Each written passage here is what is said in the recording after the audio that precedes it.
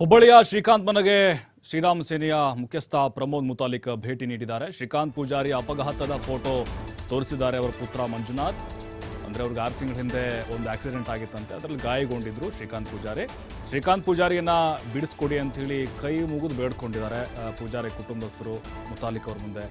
ಜಾಮೀನು ಸಿಗುತ್ತೆ ಬಿಡಿ, ಧೈರ್ಯ ಗೆಡಬೇಡಿ, ನೀವು ಆರಾಮಾಗಿರಿ ಅಂತ ಹೇಳಿ ಶ್ರೀರಾಮ್ ಸೇನೆ ಮುಖ್ಯಸ್ಥ ಮುತಾಲಿಕ್ ಅವರು ಅವರಿಗೆ ಸಾಂತ್ವನ ಹೇಳಿದ್ದಾರೆ.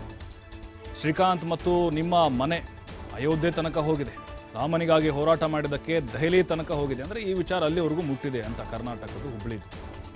ರಾಮನಿಗಾಗಿ ವನವಾಸ ಅಂತ ನೀವು ತಿಳ್ಕೊಳ್ಬೇಕು, ವನವಾಸಕ್ಕೆ ಹೋಗಿದಾರಪ್ಪ ಶ್ರೀಕಾಂತ್ ಪೂಜಾರಿ ಅಂತ ಅನ್ಕೊಂಡ್ಬಿಡಿ.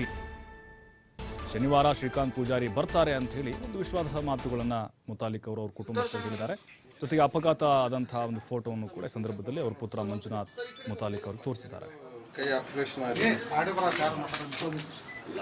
ಸರ್ ಈ ಕಡೆ ಸರ್ ಸ್ವಲ್ಪ ಕೆಳಗೆ ಮಾಡಿ ಸರ್. Okay sir. ಅಂತ ಮನುಷ್ಯನ ಕರ್ಕೊಂಡು ಹೋಗ ನೋಡಿ ಸರ್. ಒಂದು ಸೆಕೆಂಡ್ ಸರ್, ಈ ಕಡೆ ಸರ್, ಮೇಲೆ ಎರಡು ಕೈ ಆಪರೇಷನ್ ಆಗಿ ಸರ್ ಈ ಕಡೆ ಕೆಳಗೆ ಮಾಡಿ ಸರ್, ಸ್ವಲ್ಪ ಕೆಳಗೆ ಮಾಡಿ ಸರ್. Okay sir.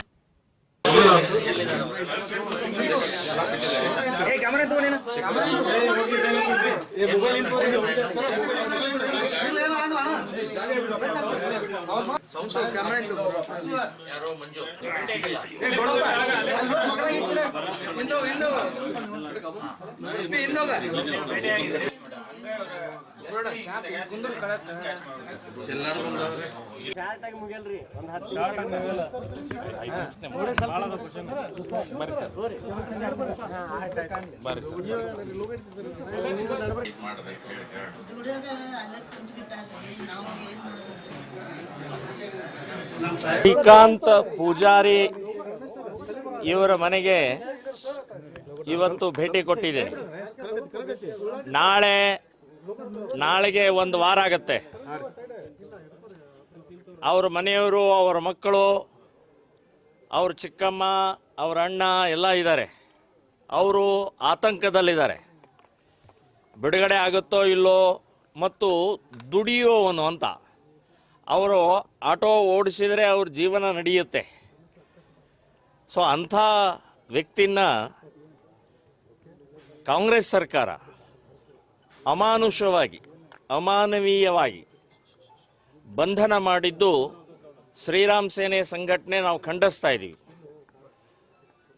ಇದು ಇನ್ನೊಂದು ಈ ಸಂದರ್ಭದಲ್ಲಿ ಹೇಳಬೇಕು ಅಂತಂದರೆ, ಸನ್ಮಾನ್ಯ ಸಿದ್ದರಾಮಯ್ಯನವರು, ಗೃಹ ಮಂತ್ರಿಗಳು ಮತ್ತು ಇಲ್ಲಿಯ ಘನ ಶಾಸಕರು, ಅಬ್ಬಯ್ಯನೋ ಅಬ್ದುಲ್ಲನೋ ಗೊತ್ತಿಲ್ಲ, ಅವರು ದಾರಿ ತಪ್ಪಿಸ್ತಾ ಇದ್ದಾರೆ. ಇಷ್ಟು ಕೇಸ್ ಇದ್ದಾವೆ, ಕ್ರಿಮಿನಲ್ ಇದ್ದಾನೆ ಅಂತ ಹೇಳಿ. ಸ್ವಾಮಿ, ಎಷ್ಟು ಕೇಸ್ ಇದ್ದಾವೆ, ಎಲ್ಲ ಕೇಸ್ನಲ್ಲೂ ನಿರ್ದೋಷ ಆಗಿ ಹೊರಗಡೆ ಬಂದಿದ್ದಾರೆ. ಒಂದು ಪೆಂಡಿಂಗ್ ಇಲ್ಲ ಎಕ್ಸೆಪ್ಟ್ 92ರದ್ದು.